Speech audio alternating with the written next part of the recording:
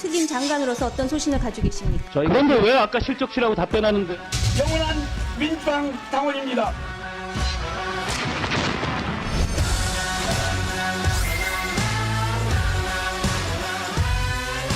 김용남, 정호김 전 의원 나오셨고요. 네, 안녕하세요. 정봉주, 박원석 전 의원도 함께합니다. 어서 오십시오. 안녕하십니까. 안녕하세요. 네. 반갑습니다. 다른 분들은 이제 구면이고 네네네. 정오김 전 의원님은 초면인데 이 세 분은 호시탐탐 원내 진출을 노리는 걸로 알고 있는데 우리 의원님은 지금 당적도 없는 것 같더라고요. 아니, 지금 이름표에 새누리당이라고 써 있어요. 그러니까요. 아니, 지금 뭐 어떤 상황입니까? 정치권과는 한 발짝 떨어지고 네. 민심과는 가까이 있어서 할 말을 하는 이 프로에 잘 맞을 것 같아서 나왔는데 네. 더 이상 묻지 말아주세요. 아 그래요? 나름의 어떤 또 계획은 있나 보군요. 네, 알겠습니다. 예. 네. 방송에서도 진술 거부권이 행사됩니다. 여의도 마이너리그 본격적으로 시작합니다.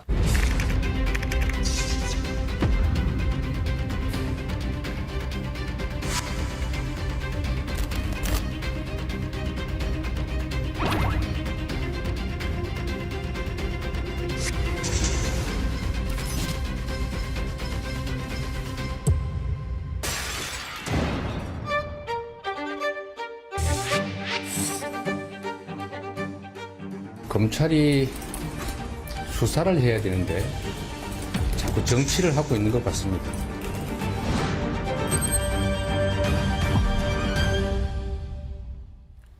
네, 2019년 당시 경기도지사였던 이재명 대표의 방북을 위해서 쌍방울 그룹이 대신 송금을 했다라는 게 이제 핵심 의혹입니다. 그렇죠. 그런데 이제 그동안에 현재 구속 중인 이화영 부지사는 전혀 관련이 없다, 경기도와는, 이런 입장이었는데 진술이 번복됐다는 보도가 지금 나오고 있습니다. 대북 송금 내용을 이재명 대표에게 보고했다라는 보도인데요. 어떻게 보고 있습니까? 그 안에 구속되어 있으면 이제 하루 종일 할 일은 별로 없잖아요. 그리고 이제 소위 범털이라고 하는 분들은 혼자 독방에 수감이 되니까 생각이 많아지죠. 네. 얘기할 사람도 없고. 그래서 제가 보기엔 유동규 전 본부장과 같은 케이스 아닌가 싶어요. 네. 이화영 전 부지사도 초기만 해도 내가 다 안고 가겠다, 내가 끝까지 방패막이 역할을 하겠다라고 결심을 했습니다만 네. 구속 기간이 길어지면서 이제 많이 흔들릴 수밖에 없는 상황. 저도 뭐 비슷한 생각인데요. 중요한 건 뭐냐면은 이화영 전 부지사 측의 변호인이 얘기한 거예요. 네. 두 가지를 얘기했는데 송금에 대해서 사전 보고를 했다라는 것하고 방북 요청을 했다라는 거예요. 근데 지금 이 얘기가 나오는 계기는 일단 김성태 측에서 너무나 일관성 있게 지금 계속 그 얘기를 하고요. 네. 부탁을 했다는 얘기. 그다음에 또 국정원에서도 뭐 지금 알고 있다 뭐 여러 가지 얘기가 나오잖아요. 국정원 내부 문건 얘기가 나오고 그렇습니다. 있습니다. 그럴 뿐만 아니라 이게 지금 300만 달러, 500만 달러잖아요. 그렇습니다. 뭐 스마트팜. 네. 이게 우리 돈으로 하면 100억 원이 넘을걸요, 아마. 지칠 대로 지쳤고. 그리고 10개월 동안 이렇게 독방에 있으면은요. 뭐 온갖 인간적인 고뇌가 있지 않겠어요? 네. 혹시 그 의원님 다수 의견과 비슷하면은 한 템포 쉬셔도 됩니다. 왜냐하면 소수 의견이 분명히 존재하기 때문에. 아니, 이 소수 의견을 먼저 들으시고. 아, 그럴까요? 네, 알겠습니다. 아니, 네. 다수 의견을 마저 들으시고. 아니, 소수 의견 가겠습니다. 정봉주 의원. 네. 18일 날 비공개 재판이 있었습니다. 어제, 네. 그저께죠. 보도는 이제 어제 됐습니다. 그저께 비공개 재판이 왜 있었냐면 국정원 자료가 나오는 날이에요.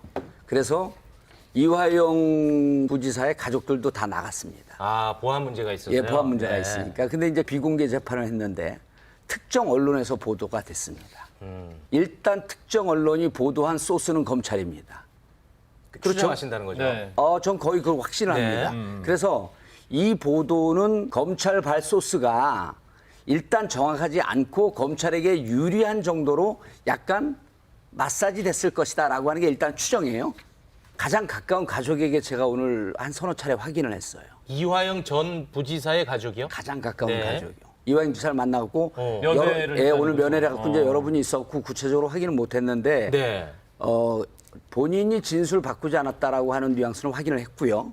이화영 지사에게. 그래요? 예, 확인을 했고 일주일에 2번 집중 심리학 그 재판을 하고 거의 하루도 빼놓지 않고 10시간, 12시간 조사를 한답니다. 네. 그러니까 심신이 무척 지쳐 있어요. 그러면서 본인이 얘기하는 게 이제 막 이렇게 정리가 되는데 한결같은 주장은 뭐냐면 2019년 2월 하노이 그 사건으로 남북 관계가 경색돼 있을 때거든요. 이화영 그 부지사가 민주당에서 뭐 전문가냐면 대북 최고의 전문가예요. 네. 2007년서부터 2006년서부터 이 활동을 했습니다. 네. 그래서 북한과의 관계를 어떻게 하면 법적으로 하자가 있는지 어떻게 하면 문제가 없는지를 너무나 정확히 알고 있는데 본인이 뭐라고 얘기를 하냐면 내가 이미 10여 년 전에 이것 때문에 국정원 들어가서 한 달 동안 조사받은 그런 아픈 경험이 있는데 네. 이걸 불법적으로 진행을 했겠습니까? 이런 얘기야. 전체적인 기조가. 그리고 이 부분에 대해서는 검찰은 일관되게 이재명 지사에게 보고됐다라고 하는 진술을 할 것을 강요합니다.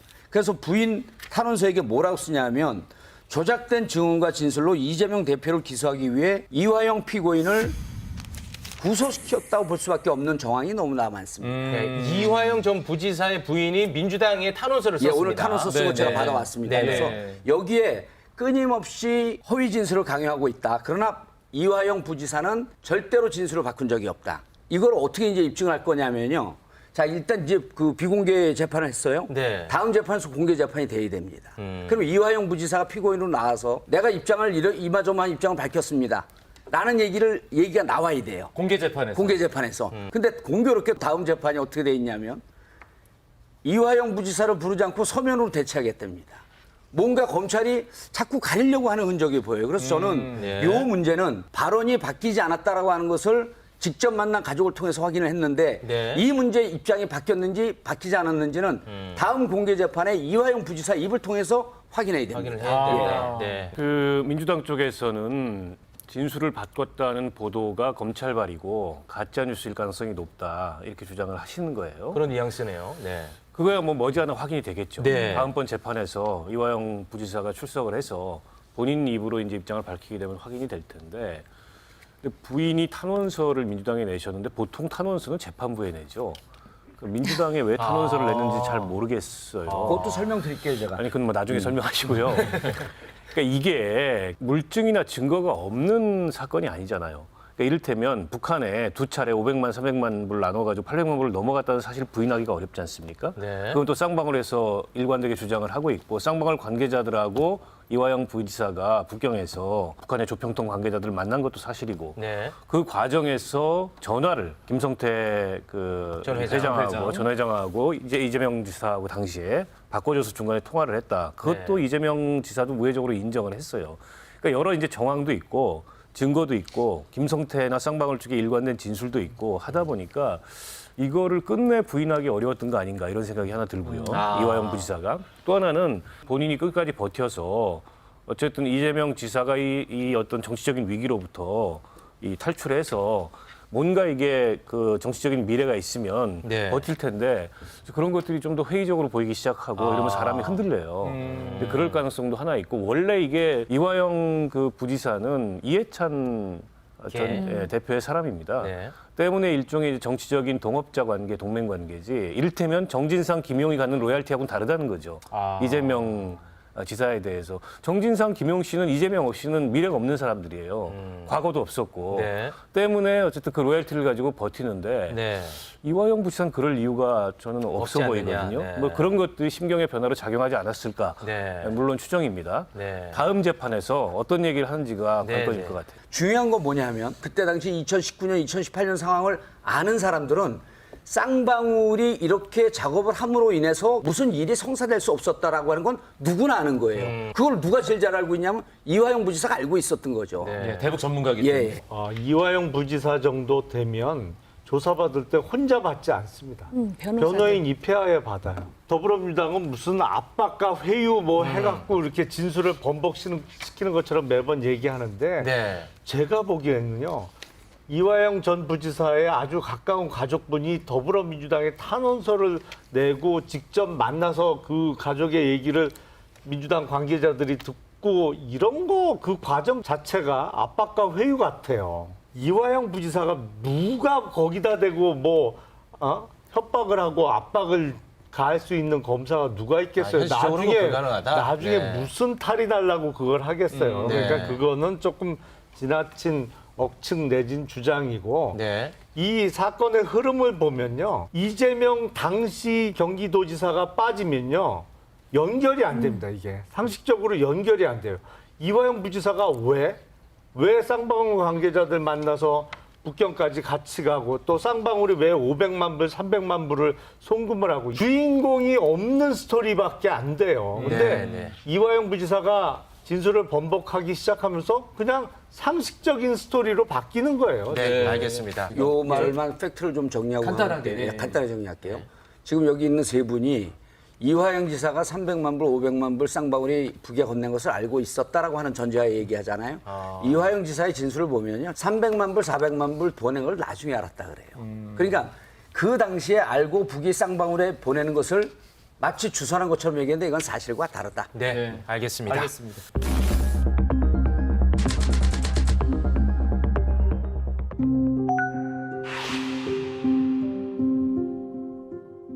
고인들의 명복을 빕니다.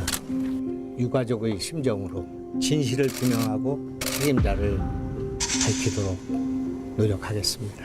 책임자이신 지사께서 심각성을 좀 너무 늦게 파악하셨다라는 이제 비판이 있어요. 거기는 뭐 저도 그런 아쉬움이 있는데 제가 거기 갔다고 해서 상황이 바뀔 것은 없다고 생각합니다. 워낙 이게 지금 골든타임이 짧은 그런 상황에서 전개됐고 김용환 충북도지사가 분향소에서 한 발언입니다. 네네. 도지사가 간다고 바뀔 상황이 아니었다. 어서 어떻게 많이 보셨습니까? 들어본 얘기 같죠. 네. 그러니까 결국 그 대통령실의 메시지하고 거의 싱크로율 90%에 리투아니아에서 예, 했던 이 메시지를 메시지죠. 낸 건데 대통령이 서울로 뛰어간다 그래서 달라질 게 없었다. 지금 김영환 지사가 똑같은 얘기를 하고 있는 겁니다. 네. 근데 다른 장소도 아니고 저 유가족들이 있는데 조문을 가서 과연 저런 얘기를 했어야 될지 저는 이 재난도 문제지만 그 재난 이후에 재난을 이 수습하고 다루는 태도에서 훨씬 더 많은 문제들이 지금 발생하고 있는 것 같아요. 특히 이 정권 들어서서 이태원 참사 때도 비슷했습니다. 그리고 그 전에 작년 수해 때도 비슷했어요. 그때 대통령께서 뭐라 그러시냐면은 내가 퇴근하면서 보니까는 벌써 물이 차고 있더라. 아니 물이 차는 걸 보면서 퇴근을 했단 말이냐. 그때 사람들이 그거 가지고 굉장히 그 비판을 많이 했고 대통령도 곤혹스러운 상황이 놓였는데 지금 1년이 지났는데 똑같습니다. 그러니까 저 얘기는 뭐냐면 시스템이 있기 때문에 시스템이 작동하면 컨트롤 타워가 그 자리에 가고 안 가고는 별로 중요하지 않다. 이 얘기를 하는 건데 그리고 불가피했다. 이런 얘기를 하는 건데 그러려면 도지사가 왜 있어야 됩니까? 도지사 없어도 되죠. 대통령 없어도 되죠. 그렇게 주장들을 하시려면. 네. 근데 부적절하다고 그 대통령실 메시지가 굉장히 질타를 받았는데 김영환 지사는 뭐 그 사이 그걸 잊어버리셨는지 저 지금 장례식장에 가가지고 저런 얘기를 함으로써 오히려 지금 유가족들 마음을 더 아프게 하고 국민들, 도민들 비판을 지금 자초하고 있는 것 같아서 과연 저분이 앞으로도 남아있는 그 재난수습의 적임자일까 이런 생각만 듭니다. 네. 그 대통령실 발언이 사실 방금 지적하신 것처럼 비판이 많았거든요. 예. 근데 왜 또 이런 발언이 나왔을까요? 제가 지금 그 홍준표 시장 얘기랑 같이 이야기를 하자면은 다 그 다선이고 중견 정치인이고 나름대로 미래를 꿈꾸는 정치인임에도 불구하고 이번 수해에서 네. 왜 이런 식의 어떤 행동이라든지 발언을 할까? 왜 그 지방자치단체의 장으로서 이렇게 내려가가지고 총기가 흐려졌나라고 생각할 정도로 네. 실제로 자기가 어떤 구체적인 것을 그 지역민들에게 못 해주더라도 심리적으로 네. 보듬어줄 수 있는 그 동기를 부여해서 어쨌든 맞습니다. 일어나게 할 수 있는 그런 역할이라도 해야 되는데 그렇죠. 왜 이러한 발언을 해가지고 논란을 자초하는지 굉장히 안타깝죠. 아, 그 의문만 있고 해답은 못 찾죠. 해답이요? 예, 왜 그런지에 대해서 의문은 왜냐하면 다 비슷한 의문을 갖고 있어서 답을 찾으셨나 해가지고. 뭐 어떻게 보면은 박원석 의원님하고 비슷한 얘기일지는 모르겠지만 네. 이게 리더십이 그래서 중요하다는 생각이 들어요. 그러니까 대통령실과 괴를 같이 하는 느낌. 뭐 꼭 괴를 같이 한다기보다도 자기도 모르게 그 얘기가 나오지 않았겠어요. 어떻게 내가 간들 뭐 할 수가 있겠어요라는 네. 말이 자기도 모르게 나왔지 대통령 따라하기로 해서 나왔다고 생각하지는 않습니다만 네. 책임 공당인 여당이라든지 또는 대통령의 지지도에 영향을 준다는 점에서라도 굉장히 개탄스러운 일이죠. 네. 굳이 원인을 좀 찾아보자면 잘못된 발언이라고는 평가하십니까? 적절하지는 않았죠. 네네. 근데 이제 대통령실 관계자의 발언은 이제 대통령 본인의 그 워딩은 아니잖아요. 그렇습니다. 근데 김영환 지사나 홍준표 대구시장이 수해와 관련해서 특히 홍준표 대구시장은 한 4일 만에 어제 사과를 했습니다만 그 전까지는 잘못된 게 없다는 취지로 아주 당당한 자세였죠. 버텼잖아요. 예. 제가 원인을 분석하자면 김영환 지사는 국회의원 4선했죠. 네. 과기부 장관도 했죠. 네, 맞습니다. 홍준표 대구시장은 국회의원 5선에 당대표 2번에 뭐 경남도지사도 화려하죠. 하고 네. 뭐 화려한 이력을 갖고 있는 소위 거물 정치인 내지는 노회한 정치인들이 단체장을 하면서 긴장감이 떨어져서라고 저는 생각을 해요. 긴장감이 떨어졌다. 예, 왜냐하면 내가 모두 하고 모두 했던 사람인데 지금 이 자리에 있는 거가 뭐랄까요? 일종의 부가적인 공직을 맡고 있다라는 그런 좀 뭔가 느낌이 보너스 있어요. 트랙. 예. 그래서 긴장감들이 좀 떨어지신 거 아닌가 이분들이. 그러다 보니까 그 전에 같으면 저런 말 실수를 안 할 텐데 말 실수도 하고 또 실수했으면 바로 사과를 했으면 비판을 덜 받았을 텐데 며칠 동안 버티고 이게 네. 더 높은 곳으로 가기 위한 과정의 자리 정도로 보는 거 아니겠느냐. 대구시장 충북지사면 광역 단체장인데 중요한 자리죠. 굉장히 중요한 자리인데. 저는 우리 이제 박 의원님이 얘기한 것과 인식이 이제 괴를 같이 하는데 공인으로서 가장 중요한 게 사명감이거든요. 네. 이분들 경찰관 아닙니다. 소방관 아닙니다. 근데 밑에서 현장에서 근무하는 분들이 왜 일사불란하게 사고가 나지 않게 치밀하게 잘 준비하는 팀을 보면요. 리더가 높은 사명감으로 불탑니다. 근데 리더가 열정도 없고 책임감도 없을 경우에는 현장에 있는 분들이요. 그 대통령실에서 그 얘기했잖아요. 대통령이 온다고 상황이 바뀝니까? 대통령이 오면 상황이 바뀝니다. 왜냐하면 대통령이 책임감을 갖고 오는 순간 대한민국 수십만 수백만 공무원이 긴장 상태가 달라집니다.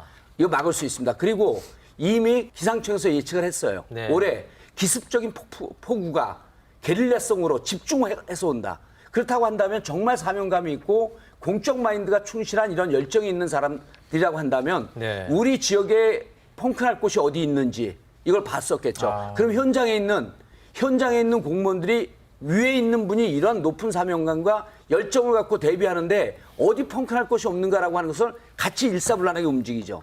전혀 없었던 겁니다. 근데 이거 제가 바꿔서 얘기할게요. 제가 거기 갔다고 해서 상황이 바뀔 것은 없다고 생각합니다. 이렇게 얘기했잖아요. 네. 제가 충북지사라고 해서 상황이 바뀔 것은 없다고 생각합니다. 충북지사 하지 말아야 돼요. 알겠습니다. 자, 이번 참사 원인과 관련해서 정부 여당이 이 폭우 피해를 키운 책임이 지난 정부에 있다면서 문재인 정부의 4대강 보호 해체 정책을 지금 계속 얘기를 하고 있거든요.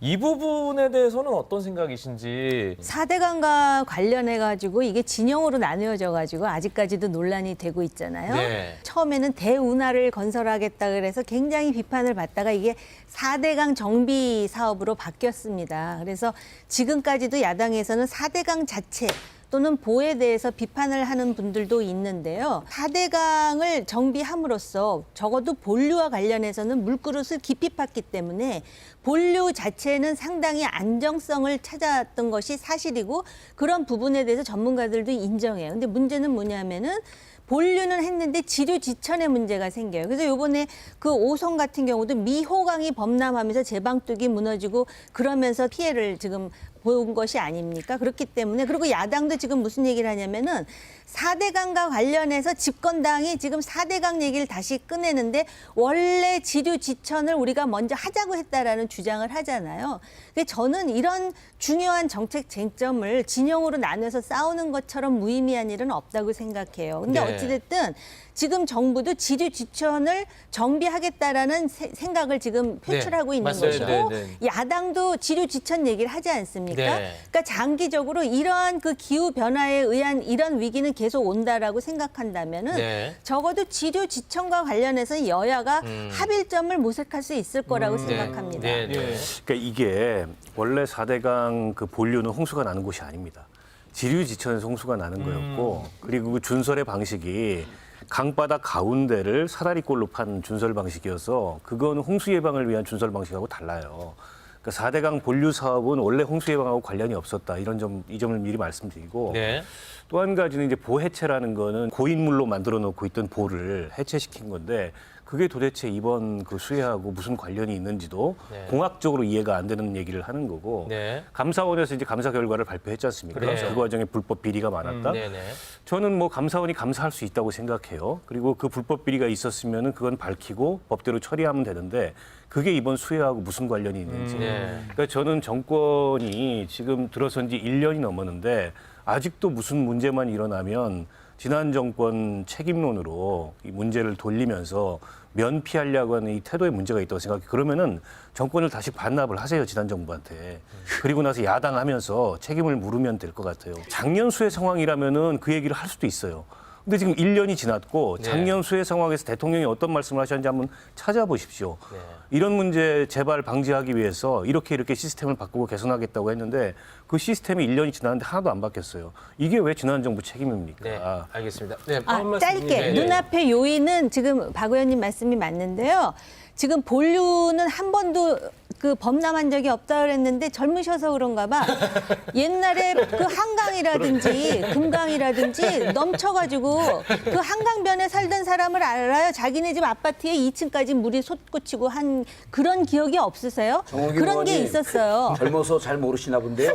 그다음에 83년도입니다. 치료 지청과 관련 그 옛날 저기 제가 대학교 기록을 제가 다 졸업한 가지고 왔어요. 때예요. 같은 네, 세대에 잠깐만요. 졸업했으면서 아니, 좀- 그런 얘기 하지 좀 마세요. 얘기 좀 그 얘기 들어보세요. 아직 안 얘기 다 끝났는데. 하셨잖아요. 오늘 바로 안 시간 많으니까 끝났어요. 좀 참으세요 이제. 자, 그리고 두 번째로 지금 지류 또 두 지청과 번째로 간단하게 관련해서 간단하게. 네. 제방과 관련해서 제방이 무너졌잖아요. 네, 임시 그것도 제방. 근본적으로 보면은 지류 지천을 진작에 정비했으면 예방할 수 있는 문제. 저는 지금 이 정부가 2년째 들어가는데 지난 정부에 대해서 비판하는 거에 대해서 저도 마뜩치 않아요. 왜냐하면 문재인 정부도 무슨 일만 있으면 또 지난 정부를 비난했었거든요. 네. 그런 악순환에 대해서 저는 차단해야 된다고 보지만 네. 적어도 대안과 관련해서 알겠습니다. 합의점이 있다고 예. 말씀을 드립니다. 진짜 시간이 없어서 짧게 좀 부탁드리겠습니다. 이렇게 봐요. 그 아까 박원석 의원이 얘기한 부분과 이제 괴를 같이 하는 건데. 그러면 안 하시면- 작년 5월 9일 날 아니요. 이거 중요합니다. 네네. 이 정부가 1년이 지났으면요. 네. 전 정부 탓하면 안 돼요. 네네, 알겠습니다. 기후 변화, 여름에 폭우, 폭염, 그다음에 산불 이거 다 예측됐던 거예요. 네. 1년 반이 지나면서도 이거 못했으면 죄송합니다. 내 탓이요 할 때가 됐다는 거예요. 네. 알겠습니다. 네네. 시간이 있나요? 예. 아, 마무리해야 돼요? 시간이 네. 두 번째 시간이 다 돼가지고. 아, 죄송합니다. 아주 짧게 한마디 하시겠습니까? 예. 네, 아주 짧게. 제 기억에 의하면 사실은 4대강 본류 사업 이후에 지류지천 사업은 박근혜 정부로 넘어왔는데 그때 안 했어요. 네.